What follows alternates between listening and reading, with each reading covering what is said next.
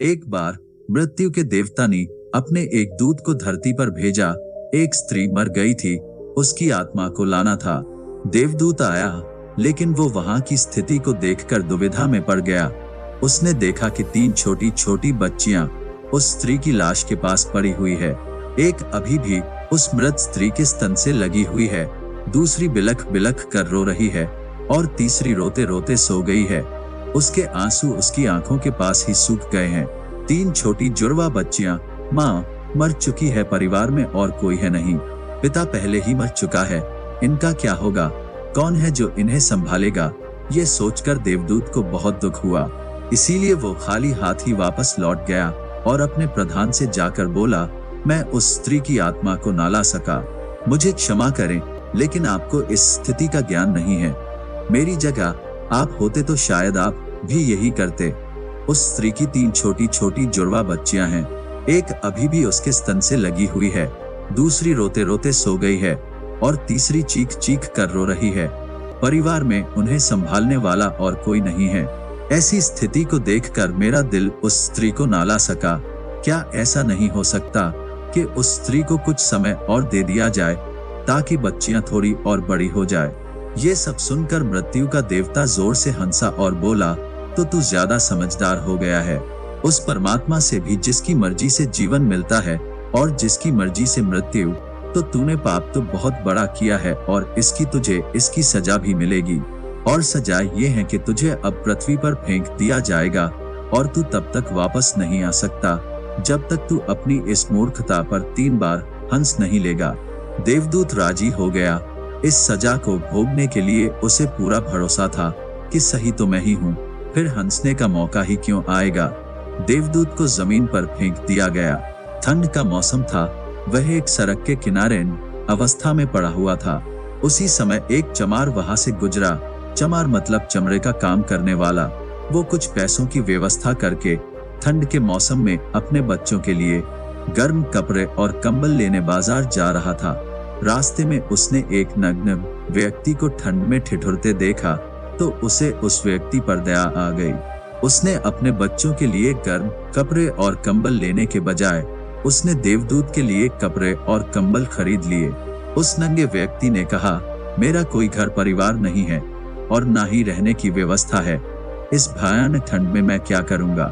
चमार ने कहा, तू चिंता मत कर, तू मेरे साथ मेरे घर में रहना, लेकिन ध्यान रखना, मैं अपने बच्चों और पत्नी के कपड़ों के लिए जो पैसे लाया था उससे मैंने तेरे लिए कंबल और कपड़े खरीद लिए हैं और अब तुझे घर भी ले जा रहा हूँ। इसीलिए मेरी पत्नी गुस्सा जरूर होगी और शायद भला बुरा भी कहेगी, लेकिन तू परेशान मत होना, कुछ दिनों में सब कुछ ठीक हो जाएगा। उस देवदूत को लेकर चमार घर पहुंचा। अब न तो चमार को पता था कि जिसे वह ले जा रहा है वह देवदूत है और न ही पत्नी को पता था कि जो आया है वह देवदूत है, जिसके आते ही घर में खुशियों की बार आ जाएगी। जैसे ही चमार देवदूत को लेकर घर पहुंचा और पत्नी को सारी घटना बताई, पत्नी तो गुस्से से आग बूला हो गई। वहीं चमार पर बरस पड़ी, बहुत भला बुरा कहा, उस पर बहुत चीखी चिल्लाई। उस दिन देवदूत पहली बार हंसा। चमार ने पूछा, क्या बात है, हंसते क्यों हो? देवदूत ने कहा, जब मैं 3 बार हंस लूंगा तो हंसने का कारण भी बता दूंगा। देवदूत पहली बार हंसा क्योंकि उसे लगा कि चमार की पत्नी ये नहीं देख पा रही है कि घर में देवदूत आया है, जिसके आते ही घर में हजारों खुशियों के द्वार खुल जाएंगे। लेकिन उसकी भी गलती ना थी। व्यक्ति देख भी कितनी दूर तक सकता है। वह तो बस इतना ही देख पा रही थी कि बच्चों के कपड़े और कंबल चले गए। जो खो गया उसे तो वह देख पा रही थी, लेकिन जो मिला है उसे वह ना देख सकी। तो देवदूत हंसा। उसे लगी अपनी मूर्खता कि यह पत्नी भी नहीं देख पा रही है कि क्या घट रहा है। अब क्योंकि वह देवदूत था, इसीलिए सिर्फ 10 ही दिनों में उसने चमार का सारा काम सीख लिया। वह जूते बनाने लगा और सिर्फ कुछ ही महीनों में उसके जूते इतने बिके कि चमार अमीर हो गया। साल भर में तो सारे देश में ये बात फैल गई कि उस जैसे जूते कहीं और बन ही नहीं सकते। राजाओं और सम्राटों के जूते अब उसके यहाँ बनने लगे थे। चमार के घर धन की बारिश हो गई। सब बहुत खुश थे और सब कुछ बहुत अच्छा चल रहा था। एक दिन सम्राट का एक आदमी आया और बोला, ये चमड़ा बड़ा कीमती है, आसानी से मिलता नहीं। कोई गलती नहीं होनी चाहिए। सम्राट के लिए जूते बनाने हैं और ठीक इस तरह की बनाने हैं। ध्यान रखना, जूते ही बनानी है, चप्पल नहीं। उस राज्य में ऐसी प्रथा थी कि जब कोई व्यक्ति मर जाता था तो उसे चमड़े के चप्पल पहनाकर चिता पर लिटाया जाता था। चमार ने भी देवदूत से कहा कि चप्पल मत बना देना, जूते ही बनाना। सम्राट का स्पष्ट आदेश है और ध्यान रखना, चमड़ा सिर्फ इतना ही है। कोई गलती मत करना वरना बड़ी मुसीबत में फंस सकते हैं। सम्राट का काम है। इतना कहने के बाद भी देवदूत ने उस चमड़े से चप्पल ही बनाई। जब चमार ने देखा कि देवदूत ने जूते की जगह चप्पल बनाई है तो वह आग बबूला हो गया। वह गुस्से में इतना पागल हो गया कि डंडा लेकर देवदूत को मारने दौड़ा। उसने कहा, तुझे बार बार समझाया था कि जूते ही बनाना, लेकिन तूने चप्पल बना दी। अब सम्राट हमें छोड़ेगा नहीं, तू तो मरेगा ही, लेकिन साथ ही मुझे और मेरे परिवार को भी फांसी लगवाएगा।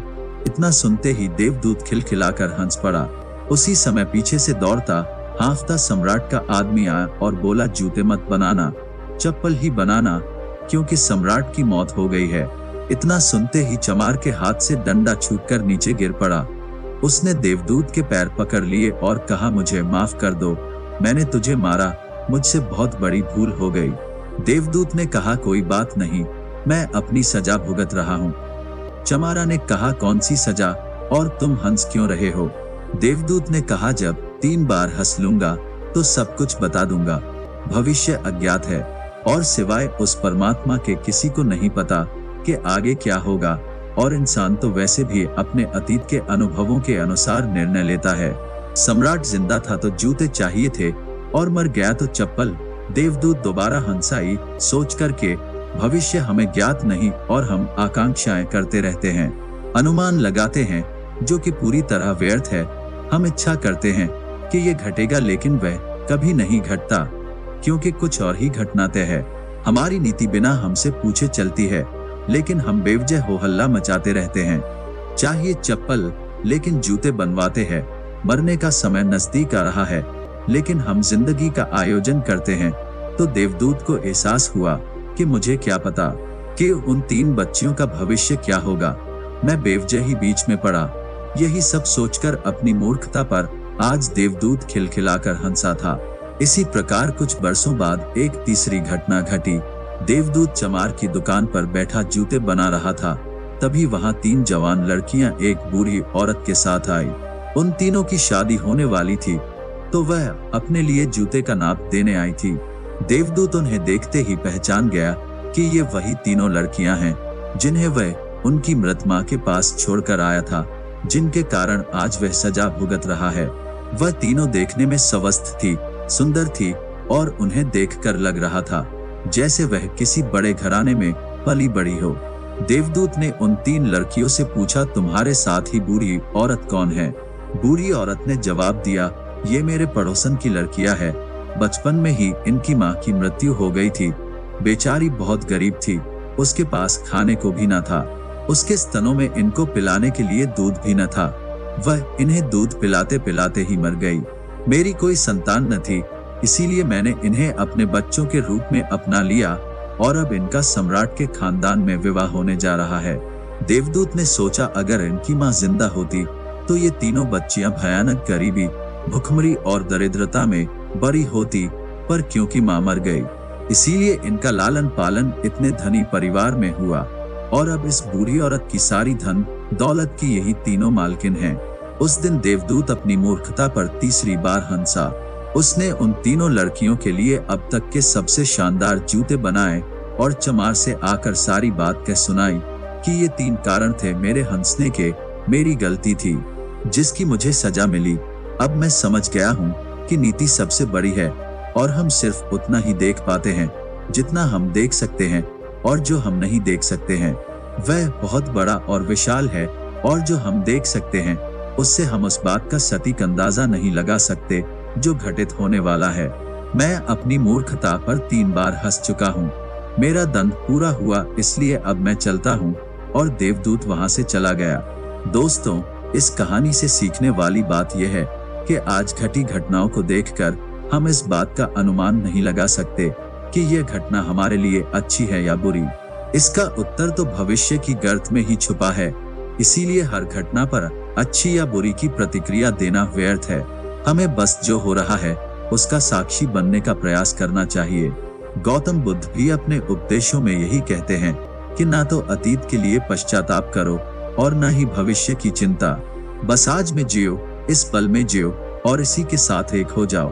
बस यही एकमात्र तरीका है खुद को उन सभी चिंताओं से मुक्त रखने का जिनका परिणाम तुम्हारे बस में है ही नहीं। अगर वीडियो पसंद आई तो चैनल को सब्सक्राइब जरूर कर ले। फिर मिलते हैं नई वीडियो में, तब तक के लिए नमो बुद्धाय।